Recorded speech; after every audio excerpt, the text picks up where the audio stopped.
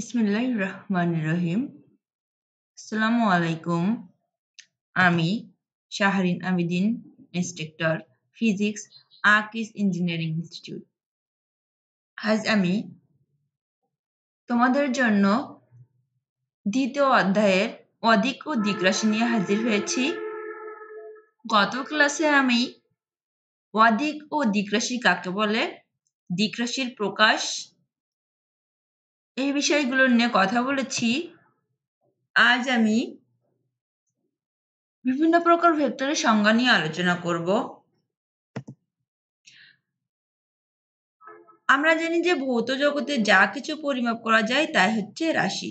রাশি দুই প্রকার, স্কেলার রাশি এবং ভেক্টর রাশি। স্কেলার রাশি যে সকল রাশিকে প্রকাশ করার জন্য শুধু মানের দরকার হয় তা হচ্ছে স্কেলার রাশি।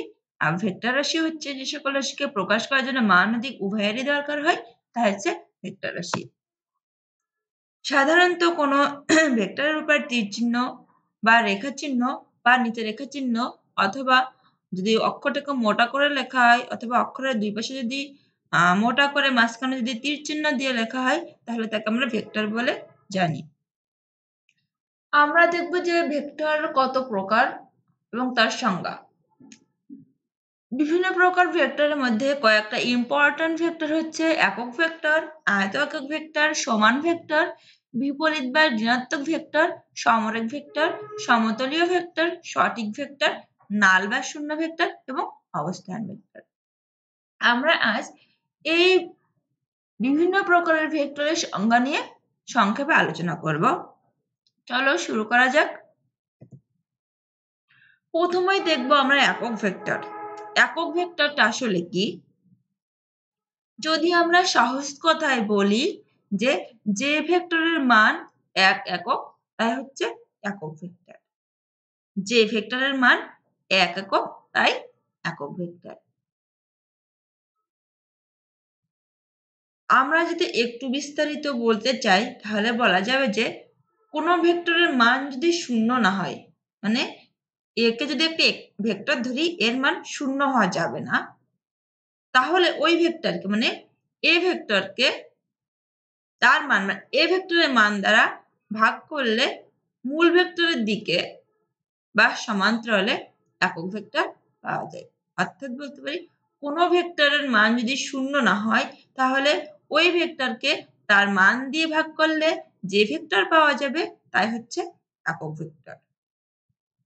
একক ভেক্টরকে সাধারণত ছোট অক্ষরের উপর টুপি চিহ্ন দিয়ে প্রকাশ করা হয়, যেমন I had, a had, it had ইত্যাদি একক ভেক্টর। এখানে একটা চিত্র দেয়া আছে, দেখো এ একটা ভেক্টর। এই ভেক্টরকে তিনটা অংশে আমি ভাগছি। এই তিনটা অংশ কি এক একটা একক ভেক্টর। তাহলে এ ভেক্টর সমান সমান লেখা যায় কি 3a ভেক্টর।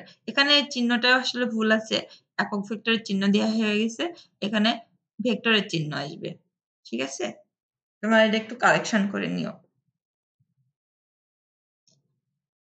তাহলে বলছি কি যে যে ভেক্টরের মান এক তাকে বলা হচ্ছে কি একক ভেক্টর, অথবা কোনো ভেক্টরের মান যদি শূন্য না হয় তাহলে ওই ভেক্টরকে তার মান দিয়ে ভাগ করলে মূল ভেক্টরের দিকে বা সমান্তরালে যে ভেক্টর পাওয়া যাচ্ছে তা হচ্ছে একক ভেক্টর। এরপরে দেখবো আমরা একক ভেক্টরের ব্যাখ্যা।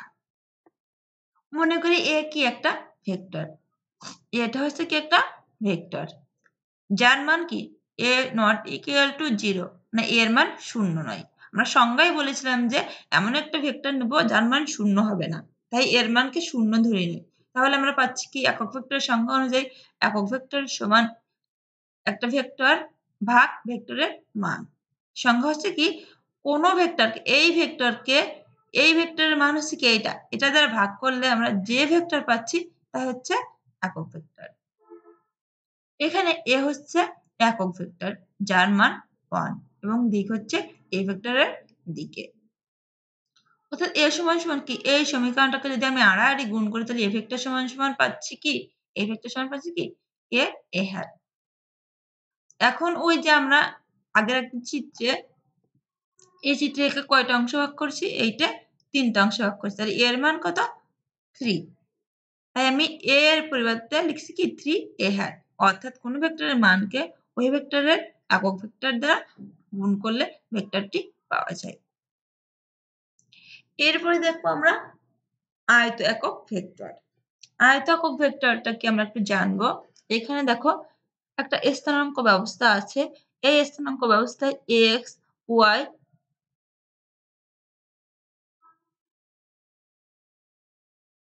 এবং জেডটা একটু নিচে চলে গেছে, বোঝা যাচ্ছে না কারণ এই পেজে আমার অনেক বেশি ওয়ার্ড ইউজ করা হয়ে গেছে।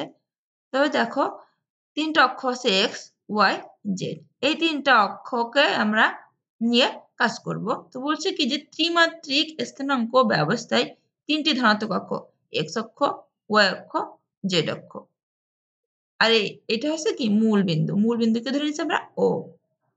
তাহলে দেখছি এর সংজ্ঞায় কি দেখা আছে যে ত্রিমাত্রিক কার্তেশীয় স্থানাঙ্ক ব্যবস্থায় ৩টি ধনাত্মক অক্ষ বরাবর যে ৩টি একক ভেক্টর বিবেচনা করা হয় তাদের বলা হয় আয়তাকার ভেক্টর।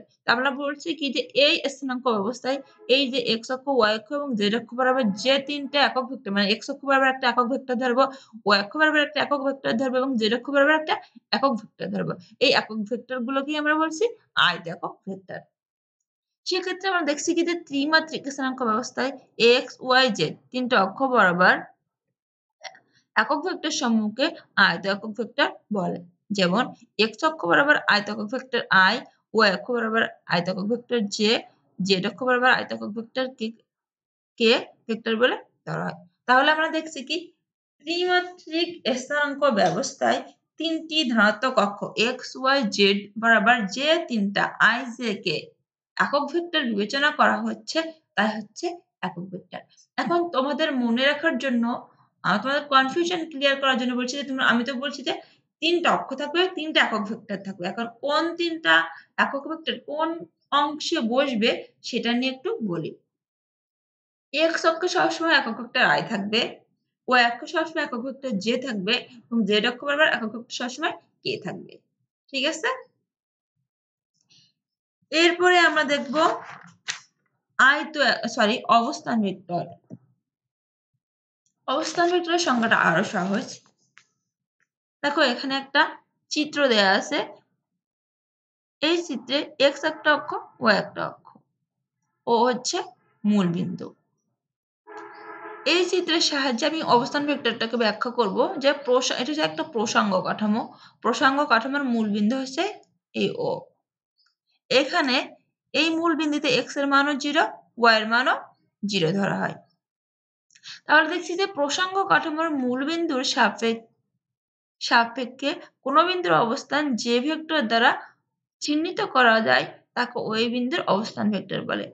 তাহলে দেখছি এটা যদি একটা প্রসঙ্গ কাঠামো হয়, এই এক্স অক্ষ এবং ওয়াই অক্ষের মূল বিন্দু হচ্ছে কি ও। এই বিন্দুর সাপেক্ষে আমরা যখন এই দিকে কিংবা এই দিকে কোনো ভেক্টর নির্ণয় করব তা হচ্ছে অবস্থান ভেক্টর। মানে এই ও বিন্দুর সাপেক্ষে যে বিন্দুটা আমরা নির্ণয় করছি তা হচ্ছে অবস্থান ভেক্টর।